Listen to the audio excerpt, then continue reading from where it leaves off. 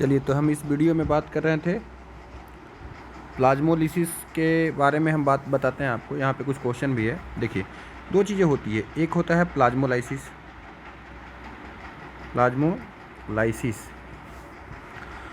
और एक वर्ड होता है क्रेनेशन। ठीक है, तो अगर किसी भी प्लांट सेल को हाइपरटोनिक सॉल्यूशन में रखा जाए, सपोज जैसे कि यहाँ पे मैंने एक प्लांट सेल दिखाया गया है, इसके बाहर में हाइपरटोनिक सॉल्यूशन है, बाहर में मीडियम में हाइपरटोनिक सॉल्यूशन है। ये क्वेश्चन का सॉल्यूशन है एक्चुअली में, एक ऊपर में क्वेश्चन है उसका एक सॉल्यूशन है कि एक प्लांट सेल रखा गया है। प्लांट सेल जो है उसको हाइपरटोनिक सॉल्यूशन में रखा गया। हाइपरटोनिक सॉल्यूशन में रखने से क्या होगा कि अंदर में पानी ज़्यादा है, बाहर में पानी कम है, तो बाहर का अंदर का पानी सब क्या होगा, बाहर चला जाएगा। ठीक है ना, बाहर का चला जाएगा। तो ये तो आपका सेल वॉल था, ये सेल वॉल था आपका, है ना। बाहर वाला जो लेयर है ये वाला, this is the cell wall, है ना। ये सेल वॉल था, और सॉरी, है ना, ये आपका सेल वॉल है। ये देखिए, ये आपका सेल वॉल है, ये आपका सेल वॉल है, और ये आपका सेल मेम्ब्रेन है। तो यहाँ का जो साइटोप्लाज्म है वो श्रिंक कर गया, और साइटोप्लाज्म श्रिंक कर गया है, और यहाँ पे एक स्पेस क्रिएट हो गया। तो ऐसा कंडीशन हो गया कि सेल वॉल का साइटोप्लाज्म श्रिंकिंग कर गया due to the hypertonic solution में उसको रखने की वजह से। तो इसी को हम लोग बोलते हैं प्लाज्मोलिसिस। सो प्लाज्मोलिसिस में क्वेश्चन तो ये पूछा गया है, एक देखिए ऊपर में क्वेश्चन भी पूछा गया कि प्लाज्मोलिसिस अकर्स, है ना, occurs when the cells are kept in. तो इसका आंसर क्या हो जाएगा, यहाँ पे हो जाएगा कि अगर आप उसको हाइपरटोनिक सॉल्यूशन में रखोगे तो। ठीक है, अगर आइसोटोनिक सॉल्यूशन में रखा जाएगा तो हम वहाँ पे आंसर बोल सकते हैं कि वहाँ पे फ्लैसिडिटी होती है ना। और अगर कोई हाइपोटोनिक सॉल्यूशन में रखा जाए तो हाइपोटोनिक में, तो वो सेल क्या होगा, श्रंकन, उसकी जो सेल होगा वो उसकी टर्जिडिटी बढ़ जाएगी। सेल की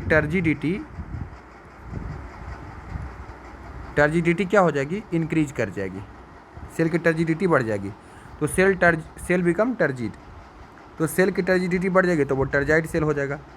ठीक है, हाइपरटोनिक में रखोगे तो वो प्लाज्मोलाइज सेल होगा। और प्लाज्मोलाइज सेल को फिर से वापस जो है वो उसको अगर हम हाइपोटोनिक में रखें तो उसका वो डीप्लाज्मोलाइज होना शुरू हो जाएगा, है ना। तो due to the excessive loss of water जो है वो उसका साइटोप्लाज्म श्रिंक कर रहा है। तो अगर कोई प्लांट सेल है तो इसको हम लोग बोलते हैं, इस प्रोसेस को बोलते हैं हम लोग प्लाज्मोलिसिस। ये प्लाज्मोलाइज सेल हो गया है, और ये नॉर्मल कंडीशन में सेल, प्लांट का सेल है। अगर कोई एनिमल सेल रहेगा तो इसके लिए इस वर्ड को हम लोग इस्तेमाल करेंगे क्रेनेशन। ठीक है, तो प्लाज्मोलिसिस और क्रेनेशन आपको समझ में आ गया होगा। अगर हाइपोटोनिक सॉल्यूशन में रखोगे तो cell become turgid, normal cell को हाइपोटोनिक सॉल्यूशन में रखा गया तो, है ना। प्लाज्मोलाइज को रखोगे तो पहले वो नॉर्मल कन्वर्ट में आएगा, उसके बाद फिर से वो ये हो जाएगा। तो ये आपको प्लाज्मोलिसिस से रिलेटेड एक सवाल था, उसका आपने देखा। तो यहाँ पे क्या लिखा गया है, plasmolysis is the shrinking of protoplasm. यहाँ पे लिखा गया है, आप देखो यहाँ पे, अगर आप ध्यान से देखोगे यहाँ लिखा गया है plasmolysis is the shrinking of protoplasm as a result of the water loss from the osmosis. अब बाहर में जब पानी जा रहा है तो इसको आप लोग क्या बोलोगे, एक्जोस्मोसिस, है ना। ये क्या हो रहा है, एक्जोस्मोसिस। ठीक है, लॉस ऑफ वाटर जो हो रहा है वो बाहर जा रहा है पानी, तो ये क्या हो रहा है, एक्जोस्मोसिस हो रहा है। ठीक है ना। So a cell gets reduce the size, है ना। यहाँ पे लिखा गया है कि cell gets reduce the size, ये लाइन को पढ़िए पूरा। When placed in the hypertonic solutions, जब उसको हाइपरटोनिक सॉल्यूशन में रखा जाएगा, ठीक है, सो उसका श्रिंक कर जाएगा, और इसी को हम लोग बोलेंगे प्लाज्मोलिसिस। तो ये प्लाज्मोलिसिस किसके वजह से होता है, ड्यू टू द एक्जोस्मोसिस की वजह से। ठीक है ना।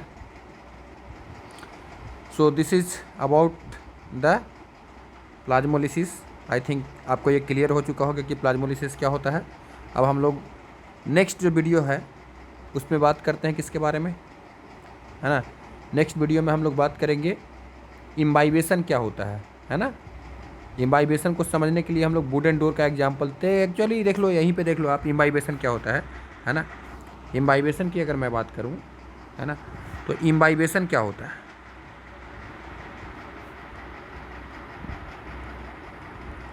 इम्बाइबेशन का मतलब क्या होता है, it is the partial absorptions of water. जैसे सरफेस पे वाटर वगैरह एब्जॉर्ब हो गया, तो जैसे आपने डोर देखा होगा, है ना, जो लकड़ी का डोर होता है, वुडन डोर जो होता है, वुड का जो डोर बना होता है, वो बारिश के समय में आपने देखा होगा कि रेनी सीजन में रेनी सीजन में आपने देखा होगा कि स्वेलअप कर जाता है, तो वो इम्बाइबेशन की वजह से होता है। सीड को अगर सॉक करते हैं तो थोड़ा देर इम्बाइबेशन होता है। तो इम्बाइबेशन का मतलब क्या है, it is a type of partial absorption होता है ना। सो केमिस्ट्री की भाषा में पार्शियल एब्जॉर्प्शन को आप एडजॉर्प्शन भी कहते हो, ठीक है। तो इम्बाइबेशन को लोग एक्सप्लॉइट भी करते हैं, जैसे पिकल्स वगैरह बनाते हैं तो उसमें सॉल्ट डाल देते हैं, तो वो इम्बाइब कर जाता है, वहाँ पे बैक्टीरिया वगैरह अगर उसमें डेवलप करेगा तो उसको इम्बाइब कर देगा, तो बैक्टीरिया सर्वाइव ही नहीं कर पाएगा, मर जाएगा। कभी भी प्लांट वगैरह के रूट में अगर आप डाल दो, नमक डाल दोगे, सॉल्ट डाल दोगे, तो वो इम्बाइबेशन की वजह से उसको इम्बाइब कर देते हैं, मार देते हैं उसको। तो ये सब सारी चीज़ें हैं, इसको बहुत बेसिक चीज़ें हैं, इसके बारे में आपको समझ में आनी चाहिए, ठीक है। तो ये सारी बातें हो गई, बेसिक इन्फॉर्मेशन हो गया। अब हम लोग को बात करना है जो नेक्स्ट टॉपिक है, उस पर हम लोगों को बात करना है कि एक तो हमारा बात करना है, दो चीज़ें बात करनी है। चलिए अभी उसको बात ही कर लेते हैं, थोड़ा सा बात करने की चीज़ है तो वो बात कर लेते हैं। एक होता है देखो एब्जॉर्प्शन ऑफ वाटर, एक चीज़ होता है एब्जॉर्प्शन वाटर। चल नहीं तो एक काम करते हैं, हम लोग इसका नेक्स्ट वीडियो बनाते हैं, ठीक है। एक ये टॉपिक अलग हो जाएगा, अब हम एब्जॉर्प्शन ऑफ वाटर की बात करेंगे तो उसके लिए नेक्स्ट वीडियो में चलते हैं हम लोग, ठीक है।